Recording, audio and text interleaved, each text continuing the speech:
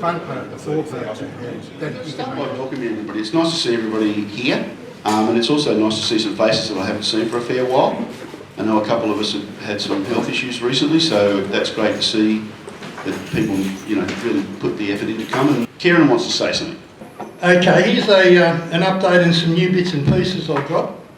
On the 20 class, aiming for late November, early December release. Now, all these next 10 things are virtually new.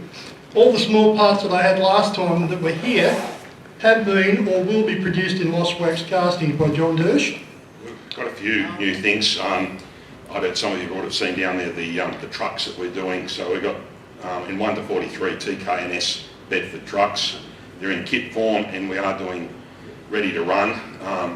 We've built a few of them, so if people want them built, it's $159 for the kit and they're $295 for the built ones. They're all fully painted and detailed. We've also got another prototype down there. It's a modern era truck. It's the international PTC truck with the crew cab on the back of it. So anybody doing modern era, if they're interested, let me know, because we're looking to make some kits, but I'm not quite sure how many to run, so I'd be interested to know if there is interest in them.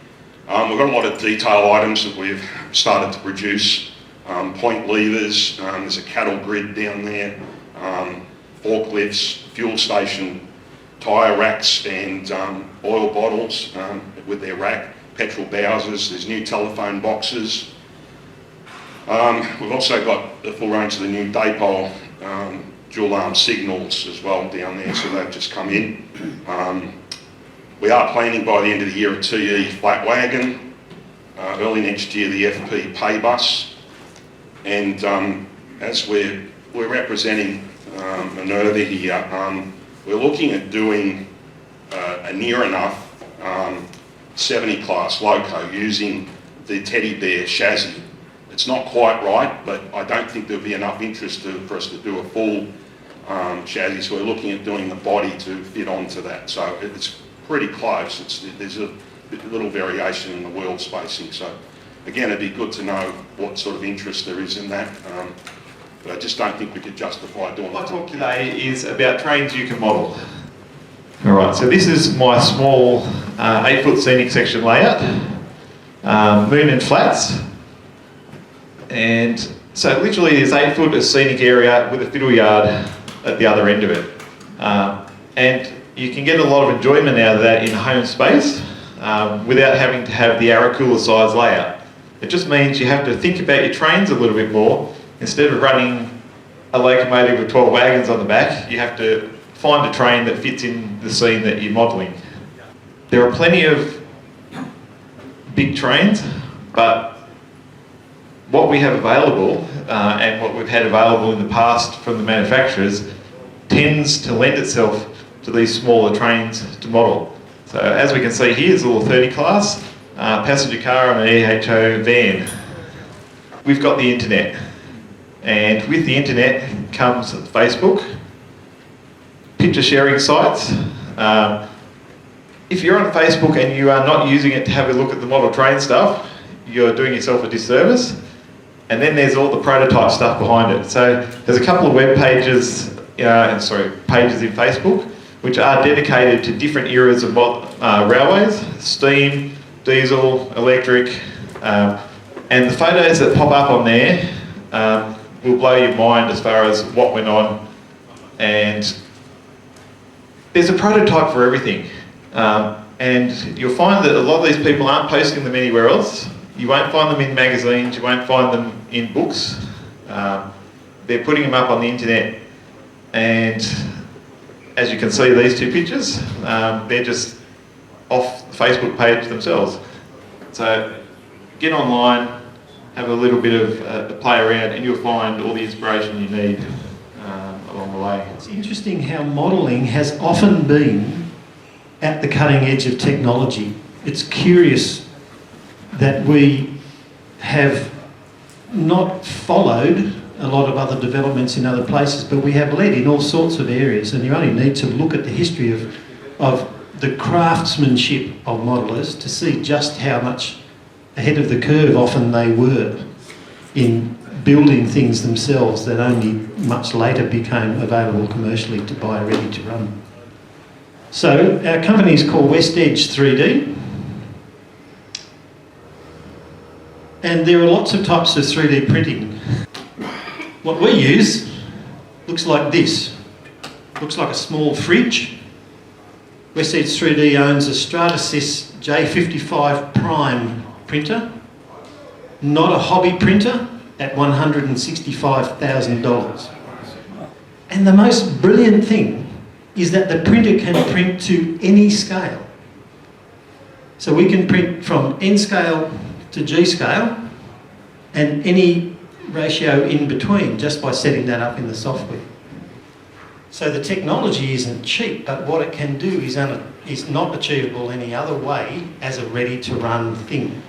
And we like it because it means that we can print to order and we can print what we want to print. We're not having to print a whole lot of things and then hang on to them and hope people will buy them. We can watch carefully what's selling and then just print more of those. I went down to the National Library where the John Buckland collection of photos is and went through a lot of those. He's had a number of photos of those crane locos, and a trip out to the State Archives I actually managed to find the drawings for the original cranes. So I was able then to put those into a 3D CAD drawing, and that was a big learning curve doing the CAD, but in the end I got a printable file out of it and managed to print both the steam engine part of a triple cylinder engine itself in resin. I haven't brought that part along, it's a bit delicate, and the actual shaft of the crane with the gears and winding drums that I had cast by Shapeworks. And at the time I wanted it in bronze, but it was cheaper in sterling silver, so and easier to solder. So I got a sterling silver, and along with that came the injectors and a few of the other parts that went in the kit. So we've got here, so what I'd like to do is say thanks, Gary, and hand over the microphone to him. Okay. Now, Gary. So I actually started building some kits and putting some kits together, which is what I've done. And then I started looking at some photos and I wanted variation because Spaces Creek I'm trying to rebuild it at the present moment. It's a mess at the present moment. I had it in storage in a carport, say no more, okay? So I'm trying to rebuild it, and then I started looking at, well, what am I going to do with it? Really, it's going to be big photographic diorama because that's my thing. Photograph and maybe a bit of video, that's where I'm going to take it. It's part of your data, you need drawings. This is the 1921, I sourced this from AHRS. I paid them to give me the drawing. And it is gold because it has something you really need, and that's called numbers, okay? And that is one of the wagons, okay? That is one of the wagons that I had made. Now that's all made of commercial 3D prints. That cost me about $200 and something odd dollars worth of it. I do have the skills and I own the software, and allows me to create just something unique for myself. That's what scratch building meant. This is not a form of manufacturing. This is just a new tool for scratch building.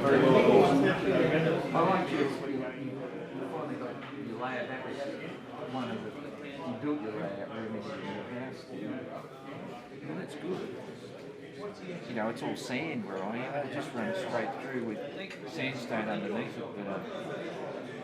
But flooding earlier in the year, you know, going over the spillway, Warragambra. Ridiculous idea about raising the dam.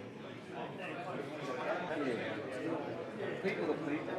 You know, you ain't going to ever stop giving pays. It sounds logical. It sounds logical. I was out looking at the Carnavon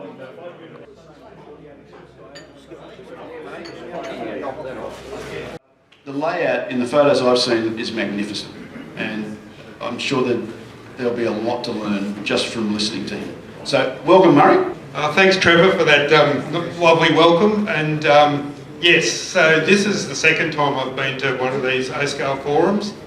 I actually went to one in 2002, back in Thornlea, when I was just starting to get into O-Scale modelling, and I found it very inspirational. Yes, Trevor spoke at that one. I got to meet Jeff Knott, and I was very inspired by, as everyone is, by his beautiful Australian scenery modelling. And so between all those things, I really wanted to get into modelling Australian railways. I had the opportunity to buy a Phil Badger Garrett kit of the Victorian Railways Garrett, and so that once I had that, and then the availability of the NA class kits ready to run from Haskell made it really quite easy to model Victorian narrow gauge, even though I grew up living right next door to the main southern line in near our farm, so it's a sort of a roundabout way to get to where I am. So the layout that I had, as Trevor alluded to, the layout no longer exists. This was in a shed on my farm. We've since, in the last couple of years, moved to town. I still own the farm and still manage it, but the layout was in a converted garage. So I had an 8.5 metre by 8.5 metre shed that I lined, insulated, and I built this big layout. It was a true point-to-point. I had a small 32mm gauge yard to interchange with. So I'm going to talk about a few things about, so I'll talk about the basics of the layout, and then I'll talk about my two favourite aspects of the hobby, which is scenery and structures, and how I go about doing that. Static grass has been a very useful tool for, especially when you've got really large areas to do. For me, the secret of static grass is two things. Buy the most powerful applicator you can find and afford. Power does make a difference. If you're wanting to use longer grass, the more power you got, the more likelihood it's going to stand up. So I am building a new layout in a smaller space. I've only got 8 metres by 5 metres in the new space, but it is, it's probably going to be VR narrow gauge again. And so for anyone that's interested, I do run a couple of blogs. I'm not a very efficient poster, not like Trevor. But I do have a blog, and I am on Facebook. So if you're interested, feel free to have a look. You'll see this empty room with its blue wall and the ceiling and stuff. Some of you have probably seen photos like this before. I've taken a few and posted a few.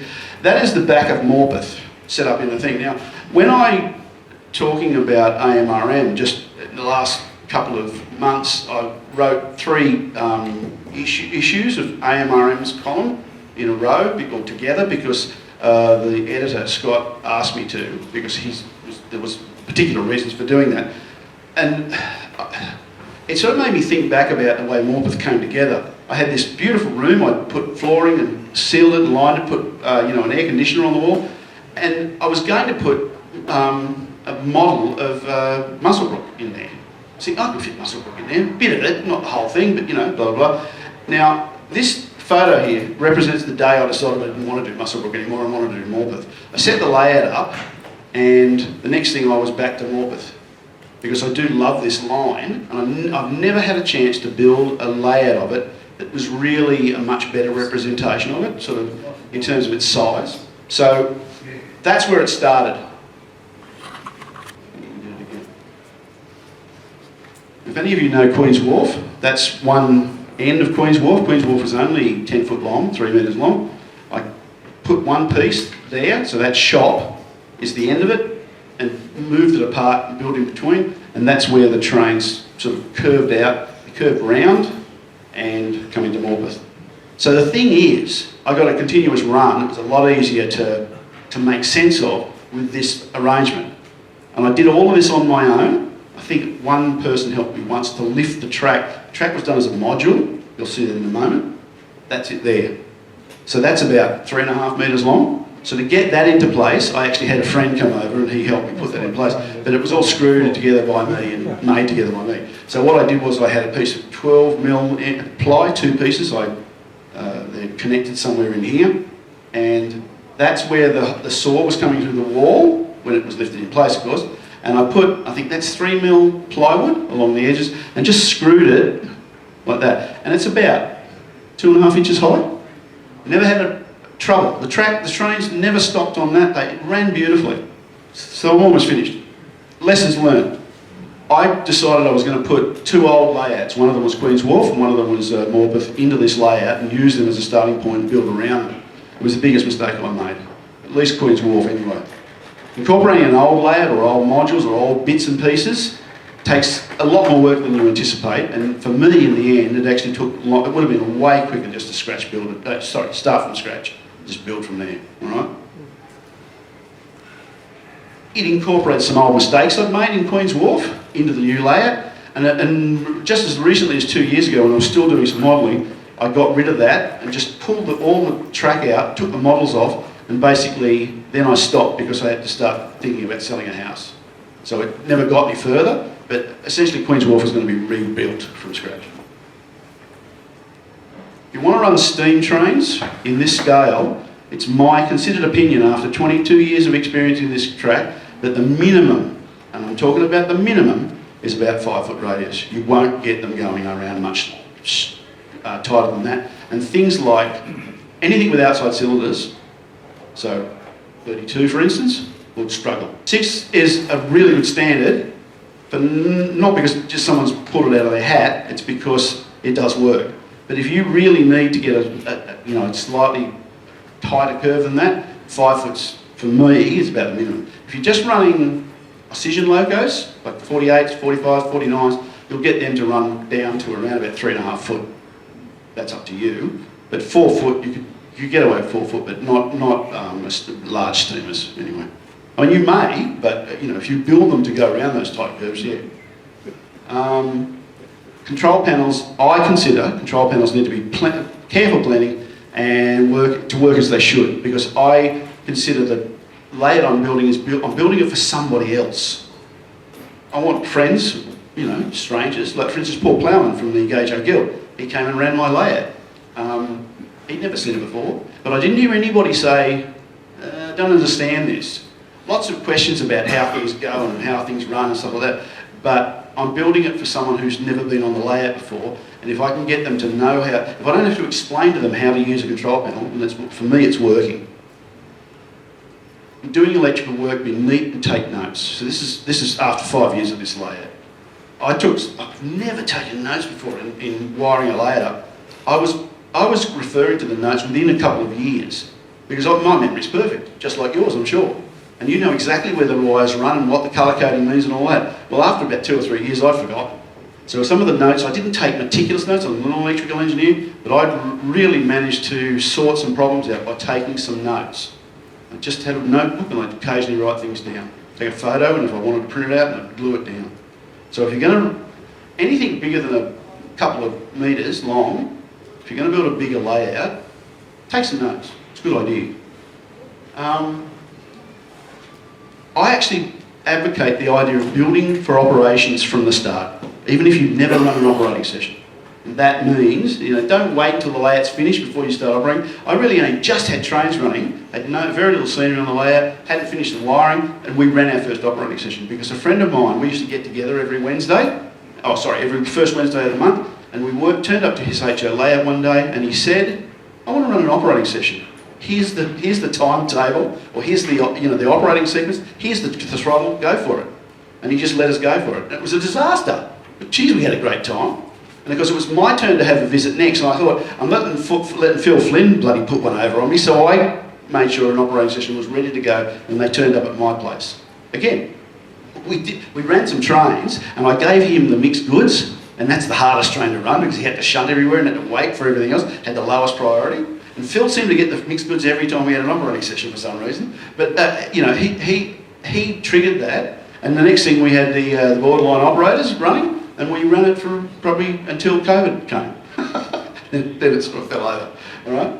So you'll learn more from one operating session than you will from reading any number of magazines and books. In terms of model trains, not the real thing, in terms of model trains. And I think somebody said earlier, it's amazing to stand there and watch the way an operator, other people operate your trains. Because what you thought was going to happen is almost never the solutions they come up with. Oh, it was Chris, he was talking about his dad taking, 50 minutes to operate, to shunt a part of the layout. Everybody else was doing it 10 or 15. Watching other people run your trains is an experience. I think the last one is form an operations group with other modellers. Now we have an N-scaler, 2 HOers, and Peter Krause and myself who are both O-scalers. So you don't have to just work with other modellers in your own scale. But if you're going to build a layout, get people operating on it. Doesn't matter how big or how small it is, and come up with some way of doing it. And we all have different ways of operating our trains, of operating our layouts. And O-scale really is worth the effort. Boy, oh boy, I just love this scale. All right, that's it.